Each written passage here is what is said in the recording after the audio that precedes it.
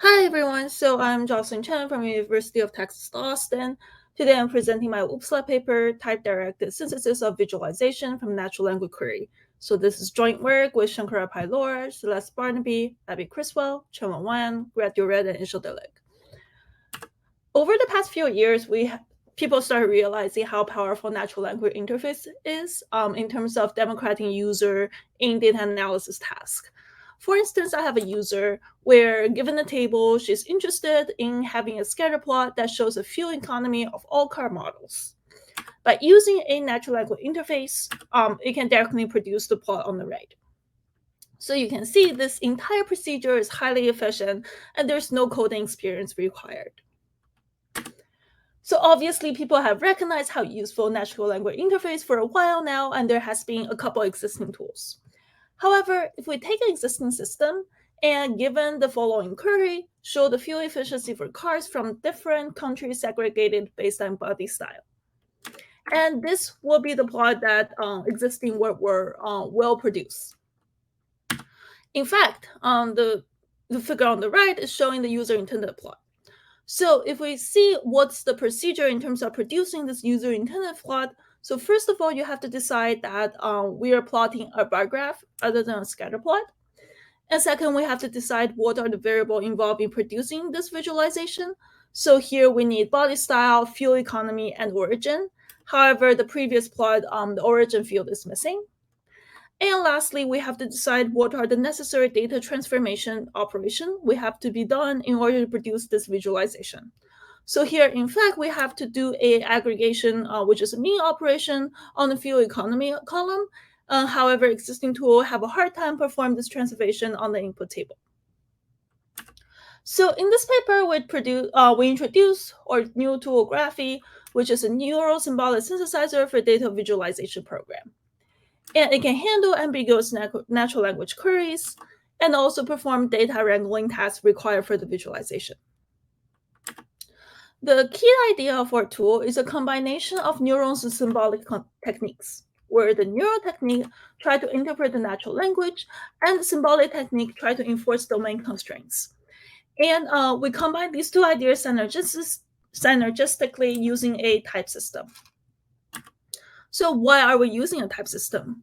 The reason we're using a type system is based on the following observations. So first, natural language is rarely fully specified. If we look at this query that we have previously looked at before, it shows that this query missing the plot type, it didn't specify the necessary data transformation, and also didn't specify the access encoding information. So that's why it's going to be really hard to directly translate from a natural language to a complete program, and that's why we're involving type here. Second, typing rules help incorporate information from data. If we just simply look at this input data, we can already infer a couple constraints on with respect to the visualization. So for instance, fuel economy cannot be the x-axis of the bar plot, body style cannot be the y-axis for the scatter plot because it is continuous, and mean operation cannot be performed across all qualitative data such as body style, and origin. So now let's look at how Graphy works internally. So we take two inputs, input table and natural language query, and then we first parse it, put it into a parser. The parser will output a list of specifications, which is in form of a type tuple. Then we feed the specification into a couple synthesis procedure where we start with the plot synthesis, and once we decide the plot, we're going to do the data transformation, and there's some additional step I'll explain later. But you can see this entire process is very consistent with the how normally human will produce a graph. So before we diving into the details, we have to explain how we use type system across the synthesis. In particularly, we're trying to specify using refinement types. So refinement types is a base type associated with the predicate. And here we're considering the following base types: integers, string, table, and plot types. So for table, given this previous table we have seen before, the base type for this table going to look like a record type, where the key are the columns in the table, and the value going to be the data type of the corresponding column in the table. So for instance, the model have a nominal types. So plot type in this tool so far, we're considering the 4 following types: bar plot, scatter plot, line plot, and area plot. So for the predicate part, I'm just going to show the high-level idea using a couple examples. So the first example, let's consider in this simpler table, and it's going to be the refinement type for this table. So the base type is pretty similar to what we see in the previous slide, and the predicate part going to involve some properties of this table. So for instance, the row size, the cardinality of this table is 3, and the maximum value for the price column is 8. We can also use refinement type to describe the property of the plot. So if we look at this refinement type, this essentially means that we have a bar plot, and the x-axis of the bar plot is related to the origin column in the input. So now we know how we specify using refinement type. We talk about how we generate specification from natural language. So specifically, we're trying to parse using a intent and slot paradigm, which is very commonly used on task-oriented dialogue systems. So let's say I have a set of predicate from P1 to Pn. Intent and slot paradigm consists of 2 steps. The first step is going to be intent classification, which is basically decide which predicate that we decide to use. And the second step is a slot filling, which means what are the arguments of the predicate. So to instantiate this paradigm into our specific system, we're implementing this intent and slot paradigm by fine-tuning a BERT model. So similarly, for the first step, intent classification, we're considering the 6 following intent, which are plot type, color, subplot, mean, sum, and count. And for argument classification, essentially what we're doing here is just to decide which column in the input table is associated with this intent. So now let's look at how, once we have a specification, now let's look at how the type-directed synthesis work. So we start with a list of specifications, which is for each specification is in the form of a refinement type, goal type for the plotting program, and the goal type for the table transformation program. And we're first going to synthesize the plot program. Once we have the plot program, we use our type system to further strengthen the goal type for the table transformation program, because we can have additional constraint once we know which plot we're plotting. And then along with the input table, we're feeding into the table transformation synthesizer. And if the synthesis result is type check, we just update the result list. If it's not, we have an additional procedure called lemma learning, which learns additional constraint that will be useful for further synthesis. So this entire procedure is going to repeat it until we exhaust all the specifications in our list. So how does type-directed synthesis work at a high level? So at a high level, given the goal type, we're going to expand with type-hat constructs and infer the goal type of the argument using typing rules.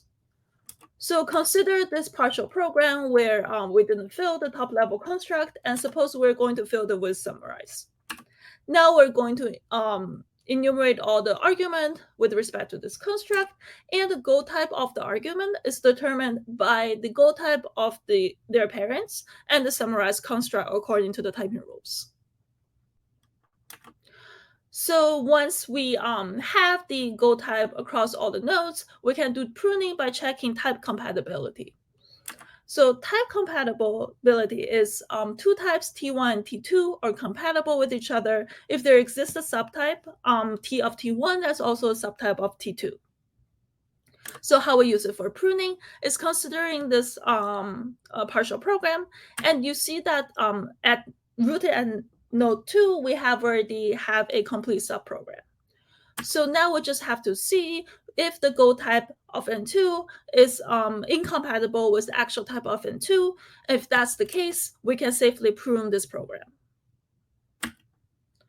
So let's go back to the synthesis framework again, and note that we're considering a list of specifications here, which means for each specification, we have to rerun the entire synthesis loop again. And this is actually highly inefficient to rerun the entire synthesis for each specifications. So now the question is, how can we make synthesis more incremental? Here, we're making synthesis incremental by using lemma learning.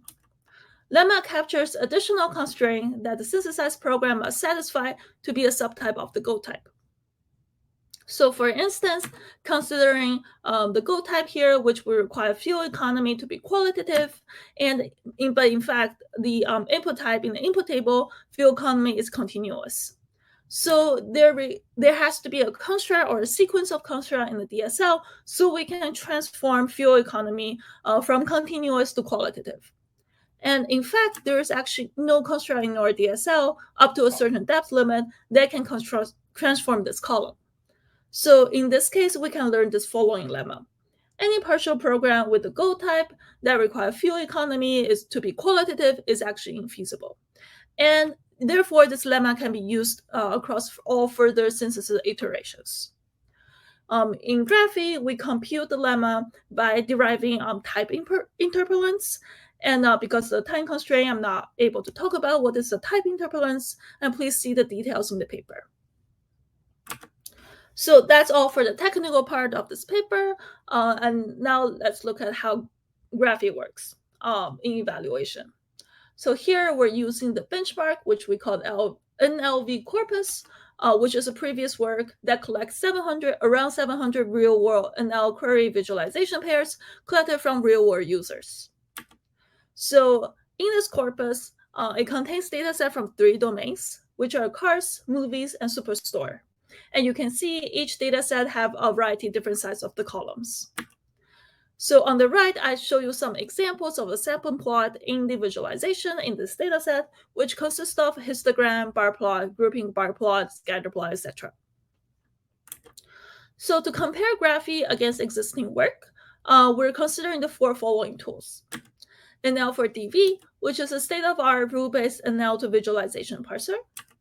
Draco NL, which is a visualization recommendation system from partial specifications with a NL to partial specification parser. That's the similar parser that we use in Graphy. We also consider 2 transformer-based models for translating from natural language to visualization. So you can see the first 2 baseline are rule-based and the last 2 are translation-based. This diagram shows the top 10 accuracy across all the baselines and Graphy across different domains. So you can see that Graphy in general outperforms all the existing tools.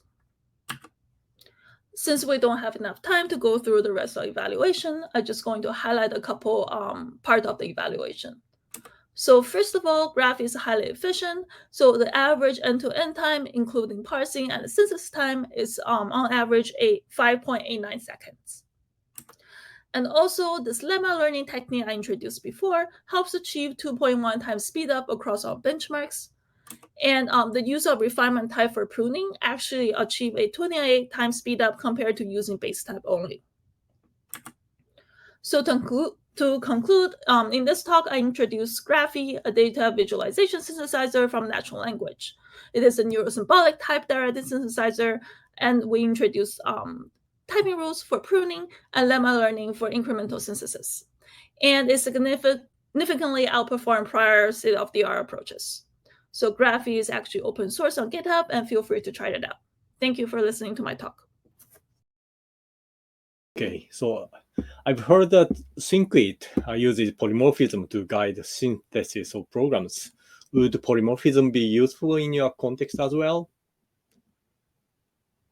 That's the question. Yeah, so currently in our language, the type system does not have polymorphism. So using technique in Syncwit seems like overkill, but in the future, if we extend the language with polymorphic types, then the technique in there might be useful. I see. If you have further questions, please post. Here's a question from Sophia